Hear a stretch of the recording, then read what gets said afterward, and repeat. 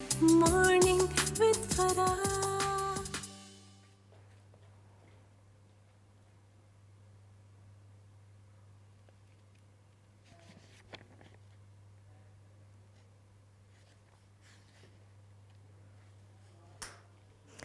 وہ حبیب خدا سید المرسلین خاتم الانبیاء شاہ دنیا و دین بزم قوسین میں ہوں گے مسند نشیں جشن معراج کا آج کی رات ہے اور نبیوں کا یہ مرتبہ ہی نہیں عرش اعظم پہ کوئی گیا ہی نہیں ایسا رتبہ کسی کو ملا ہی نہیں جیسا رتبہ ملا آج کی رات ہے۔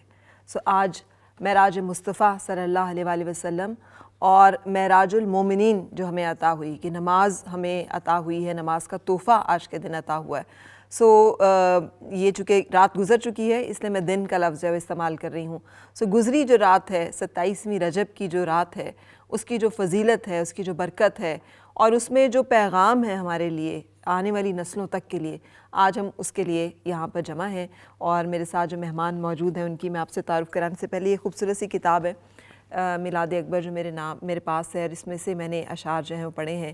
اس خوبصورت کتاب میں بہت اچھے نعتیہ اشعار، بہت سارے منقبت کے اشعار جو موجود ہیں، جن لوگوں کو شغف ہے، دلچسپی ہے، وہ ضرور کوشش کریں کہ اس کو حاصل کریں۔ اور مجھے یہ تحفہ جو ہے ہمیشہ اس طرح کا ملتا ہے رابعہ کی طرف سے جو میرے ساتھ موجود ہیں۔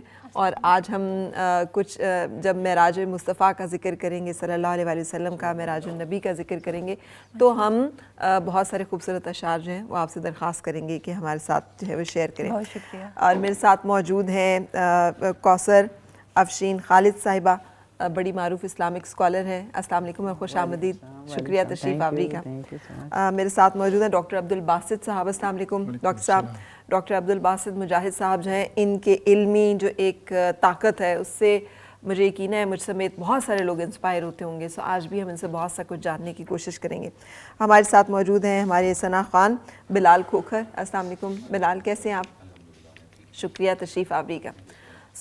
اگر اجازت ہو تو میں شروع کرنا چاہوں گی کوثر صاحبہ آپ سے کہ یہ جو ایک واقعہ ہے جسے واقعہ اسراء کچھ لوگ کہتے ہیں، معراج کے نام سے بھی جانا جاتا ہے، یہ واقعہ جو ہے یہ اپنے اندر کیا حکمت لیے ہوئے ہے اور کیا رسول پاک صلی اللہ علیہ وآلہ وسلم کو عرش پہ سفر کرانے کی اور آپ کی واپس آ کر اس واقعے کو بیان کرنے کے پیچھے کیا مصلحت ہے، کیا پیغام ہے؟ بسم اللہ الرحمن الرحیم۔ یہ ایک انتہائی خوبصورت موقع ہے جب ہم یہاں اکٹھے ہوئے ہیں، اور الحمدللہ ہم جس موضوع پہ بات کرنے والے ہیں وہ ایک ایسا موضوع ہے کہ جس پہ بات کرتے ہوئے دل باغ باغ ہو جاتا ہے، اور میں جب تصور کی آنکھ سے یہ سارا منظر دیکھتی ہوں تو بیان سے باہر لگتا ہے یہ۔ تو یہ معراج کا جو واقعہ پیش آیا ہے وہ بہت سارے معجزوں میں سے ایک معجزہ ہے اللہ کریم کا، نبی کریم صلی اللہ علیہ وسلم پر جو اللہ تعالیٰ نے اس معجزے کو ظاہر کیا ہے۔ وہ بہت سی روایات تو ملتی ہیں، لیکن قرآن اور حدیث کی روشنی میں اگر میں بیان کروں تو اس کا مفہوم یہی ہے کہ جب قرآن مجید نازل ہوا اور اس کی جو پہلی آیات ہیں اسی سے یہ بات واضح ہو گئی کہ الف لام میم ذالک الکتاب لا ریب فیہ، جب شروع میں ہی کہہ دیا گیا کہ یہ وہ کتاب ہے جس میں کوئی شک ہی نہیں جی، تو یہ قرآن میں جب واقعہ آ رہا ہے تو اس میں کوئی شک ہی نہیں، بلا شبہ۔ سب سے اہم بات یہ ہے، اور یہ دلیل ہے اس چیز کی کہ اللہ تعالیٰ نے خود چونکہ سورہ بنی اسرائیل میں 15ویں پارے کی بالکل پہلی آیت ہے اس میں بیان کر دیا اس واقعے کا آغاز کیسے ہوا۔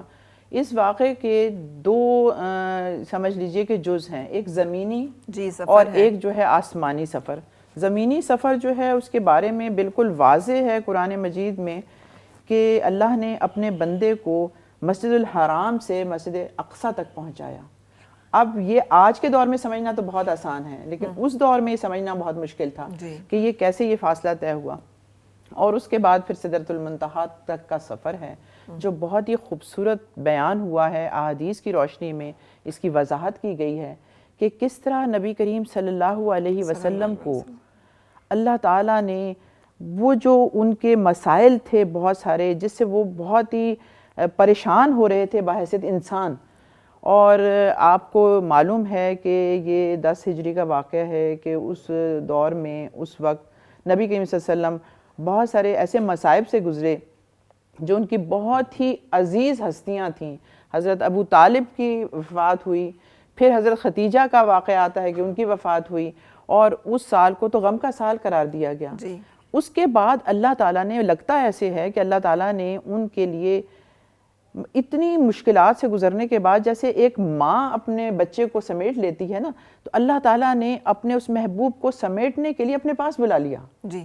اور پھر اس طرح سے اس کا آغاز کیا کہ جو قرآن اور حدیث سے ہمیں پتہ چلتا ہے کہ نبی کریم صلی اللہ علیہ وسلم، کچھ روایات مختلف آتی ہیں تھوڑا سے فرق کے ساتھ، کہ نبی کریم صلی اللہ علیہ وسلم حرم میں تشریف فرما تھے. کہیں پہ آتا ہے کہ نبی کریم صلی اللہ علیہ وسلم اپنے گھر میں تشریف فرما تھے. کئی جگہوں پہ ام ہانی کے گھر کا بیان بھی ہے کہ وہ بھی آتا ہے کہ ان کے گھر میں تھے.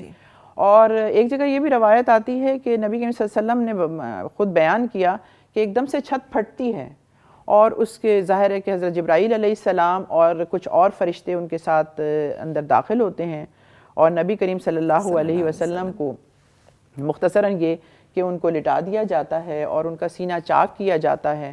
اور وہ ایک روایت ملتی ہے کہ حلق سے لے کر ناف تک چاک کیا جاتا ہے، اور اس میں سے دل کو نکال کے دھویا جاتا ہے اور آب زمزم سے دھویا جاتا ہے. یہ بھی روایت ملتی ہے کہ آب زمزم کے قریب ان کو لٹایا گیا تھا، اور ان کو ان کے سینے کو جو ہے وہ دھویا گیا آب زمزم سے. اور اس کے بعد ایک سونے کی برتن سمجھ لیجیے، تشتری سمجھ لیجیے، وہ لائی گئی.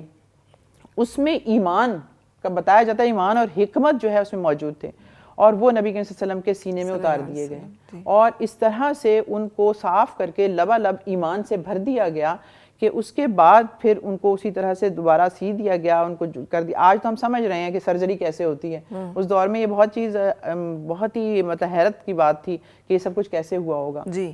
بہرحال چونکہ اللہ تعالیٰ نے اس کا خود ذکر فرمایا، اس لیے شک کی تو گنجائش ہی نہیں رہتی. پھر نبی کریم صلی اللہ علیہ وسلم فرماتے ہیں کہ اس کے بعد پھر ظاہر بات ہے کہ جبرائیل علیہ السلام ان کو خود لے کے سدرۃ المنتہا کی طرف روانہ ہوئے. لیکن اس دوران کیا ہوا کہ ایک جانور پیش کیا گیا جو خچر سے کچھ بڑا تھا، چھوٹا تھا، اور وہ بہت ہی براق سفید قسم کا اس کو پیش کیا گیا، اور اس پر حضرت جبرائیل علیہ السلام کی رفاقت میں وہ اس پہ تشریف فرما ہوئے، اور پھر وہ سفر کا آغاز ہو گیا. اس سفر کے بھی واقعات ہم وہ کریں گے. لیکن ڈاکٹر صاحب، قرآن پاک میں اس سے پہلے حضرت ادریس علیہ السلام کے بارے میں ذکر ہے کہ انہیں بلند درجے، انہیں آسمانوں کی طرف اٹھا لیا گیا. حضرت عیسیٰ علیہ السلام کے بارے میں مسلمانوں کا یقین ہے کہ انہیں اللہ تعالیٰ نے آسمانوں پر اٹھا لیا.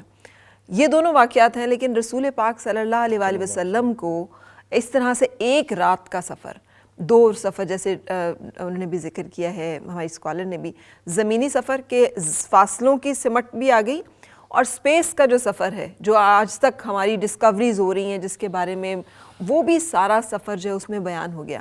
سو آپ اس واقعے کو کیسے لیتے ہیں کہ میں نے اوپننگ میں بیان کیا کہ جس نبی کے ہاتھوں جس واقعے کا ظہور ہوتا ہے، آنے والا وقت دراصل اسی سائنٹیفکلی اسی چیز کے گرد گھومنے کا ہوتا ہے، انہی ایجادات کا ہوتا ہے. سو رسول پاک صلی اللہ علیہ وسلم نے ایکچولی اسپیس ٹیکنالوجی اور اسپیس کی جرنی کو بھی یہاں پہ وہ کیا ریپرزینٹ، اور زمینی فاصلوں کے سمٹ جانے کو بھی آپ نے پہلے سے ہی پریڈکٹ کر دیا یا بیان کر دیا. بسم اللہ الرحمن الرحیم، اللہم صلی علی محمد و آل محمد. یہ کیسا اعزاز ہے جو اپنے محبوب کو اللہ رب العزت نے عطا کیا، جو کسی کو نہیں ملا. ملا شبہ. ہاں. اور دوسری بات یہ جو آپ نے کہی نا، آپ جب یہ سوال کر رہی تھیں اور مجھے وہ نبی کریم صلی اللہ علیہ وآلہ وسلم کا ارشاد میرے نظروں کے سامنے تھا. آپ صلی اللہ علیہ وآلہ وسلم نے ارشاد فرمایا کہ جوں جوں زمانہ بڑھے گا، یعنی بوڑھا ہوتا چلا جائے گا، قرآن جوان ہوتا چلا جائے گا. واہ واہ واہ. ہاں. تو اس کو کئی اشرے لگے یہ بات سمجھنے میں. آپ جیسے ابھی فرما رہی تھیں کہ نبی کریم صلی اللہ علیہ وآلہ وسلم کو جو کچھ اور جو کچھ عطا ہوا ہے، جی، ابھی تو دنیا اس سے بالکل بے خبر ہے. وہ تو آہستہ آہستہ انفولڈ ہو رہا ہے. یہ جو حدیث مبارکہ میں نے بیان کی کہ آپ آج بھی دیکھیں تو ایسا لگتا ہے کہ قرآن ابھی نازل ہو رہا ہے اور آج کے زمانے کے لیے نازل ہو رہا ہے، اور یہ قیامت تک کسی طرح یہ انفولڈ ہوتی رہیں گی چیزیں. بالکل. سائنس تو ایک چیز کو رد کرتی ہے، پھر آگے بڑھتی ہے، پہلے کار سے جہاز اور جہاز سے اب جیسے آپ نے کہا اسپیس اور مریخ تک جانے والی باتیں، تو نبی کریم صلی اللہ علیہ وآلہ وسلم تو اس مقام پر پہنچے جہاں کوئی نہیں پہنچا۔ جی جی جی، لا مکان ہے جو جس کی حد ہی کوئی نہیں ہے۔ یقینی طور پر وہ مکان کے جہاں پر وہ فرشتوں کے سردار کہ جو نبی کریم صلی اللہ علیہ وآلہ وسلم سے پہلے بھی انبیاء کے پاس وحی لے کر آنے کی ذمہ داری جن کی ہے، جن کے لیے کوئی حجاب نہیں ہے، وہ بھی کہتے ہیں کہ اس سے آگے میرے پر جلتے ہیں، یہاں آپ تشریف لے کر جائیں گے۔ جی، اور پھر آپ دیکھیے کہ نبی کریم صلی اللہ علیہ وآلہ وسلم کو جو مقام بلند عطا ہوا اور اس میں جو جو تحفے ملے، اس پر تو میں سمجھتا ہوں کہ ہم سجدہ شکر سے سر ہی نہ اٹھائیں۔ اور وہ اللہ کا ایک اور ارشاد ہے نہیں، لیکن شکرتم لازیدنکم، کہ میری نعمتوں کا شکر بجا لاؤ گے تو میں ضرور بالضرور ان میں اضافہ کروں گا۔ تو میں تو یہ منظر آج محسوس کرتا ہوں کہ ہم اللہ کے شکر کے لیے یہاں جمع ہیں۔ جی، نبی کریم صلی اللہ علیہ وسلم کے بہت ہی بابرکت سفر کے لیے یہاں جمع ہیں۔ اور پھر دیکھیے کہ معراج، بلندی، اور یہ بلندی پھر صرف آپ کو نہیں، آپ کی امت کو عطا ہو گئی، جیسے آپ نے کہا کہ سرکار نے تو صلی اللہ علیہ وسلم نے تو خود سفر فرما لیا، تو مومن کی معراج بھی عطا ہو گئی، جیسے آپ نے کہا کہ مومن کے بارے میں نبی کریم صلی اللہ علیہ وآلہ وسلم کا ایک خوبصورت ارشاد کہ اللہ کی قربت کا سب سے اہم جو موقع میسر ہوتا ہے انسان کو، وہ جب اپنی جبین نیاز اللہ کے حضور سجدے میں رکھ دیتا ہے، تو پھر وہ معراج عطا ہو گئی۔ اور پھر دیکھیے کہ یہاں جب نبی کریم صلی اللہ علیہ وسلم کا ذکر آتا ہے تو پھر آپ کے جگر گوشوں کا ذکر بھی آ جاتا ہے کہ وہ دیکھیے کہ سرکار صلی اللہ علیہ وآلہ وسلم جو معراج پر تشریف لے جاتے ہیں۔ پھر مومن کی معراج نماز کہا، وجہ تخلیق کائنات، اللہ سے جن کو بالکل مس ہے، وہ بھی سجدے میں کہا سب سے قریب، سجدے میں اور نماز میں، اور حسنین کریمین شانوں پر ہیں۔ تو پھر کیا محبت، کیا رحمت للعالمینی، اور کیا سکھا دیا کہ آپ اپنے سجدے کو طول دے دیتے ہیں۔ تو یہ سارے منظر تاریخ جھروکوں میں آج کی یہ جو گزری رات ہے اس کی برکت سے میں سمجھتا ہوں کہ ناظرین آپ بھی اس کے انوار محسوس کر رہے ہوں گے، اور ہم بھی اس اسٹوڈیوز میں بیٹھے ہوئے وہ انوار اپنے روحوں پر، اپنے جسموں پر محسوس کر رہے ہیں۔ یہ اس معراج شریف کی برکات ہیں جو ہم جیسے لوگ خطاکار عاصی ہمیں بھی اس کی اس میں سے حصہ اللہ تعالیٰ عطا کر رہے ہیں۔ تو یہ دیکھیے کہ جو فرما دیا نا وَرَفَعْنَا لَكَ ذِكْرَكَ، آپ کے ذکر کو اس قدر بلند کیا کہ جہاں جہاں رب کا نام آتا ہے وہیں وہیں نبی کریم صلی اللہ علیہ وسلم کا نام ہے۔ بلا شبہ۔ تو یہ ایک یقینی طور پہ وہ جو سجدہ کروایا تھا اللہ تعالیٰ نے پہلے، سب سے پہلے حضرت آدم کو، یہ وہ شرف جو دیا تھا، یہ اس شرف کی انتہا جو ہے، اس کا کمال جو ہے وہ ہم معراج مصطفیٰ صلی اللہ علیہ وآلہ وسلم کی صورت میں دیکھتے ہیں کہ بے حجابانہ ملاقات ہے، روبرو حاضری ہے خداوند تعالیٰ کے، اور وہاں پر جو تحائف دیے گئے ہیں جن کا ذکر ابھی ہو رہا ہے، نماز اور سورہ بقرہ کی 2 آیات، اور اس کے ساتھ ساتھ یہ یقین دہانی کہ آپ صلی اللہ علیہ وآلہ وسلم کی پیروی کرنے والا ہر وہ مسلمان جو شرک سے پاک رہے گا اور آپ صلی اللہ علیہ وآلہ وسلم کی شفاعت نصیب ہوگی، وہ اسے اللہ تعالیٰ جو ہے وہ بخشنے کا رکھتے ہیں اپنے پاس، مطلب ان کا اللہ تعالیٰ کا اختیار ہے کہ وہ اس کو بخش دیں گے۔ سو یہ ایک سلسلہ ہم اسے جاری رکھے ہوئے، بریک کے لیے رک رہے ہیں، اس کے بعد پھر حاضر ہوتے ہیں۔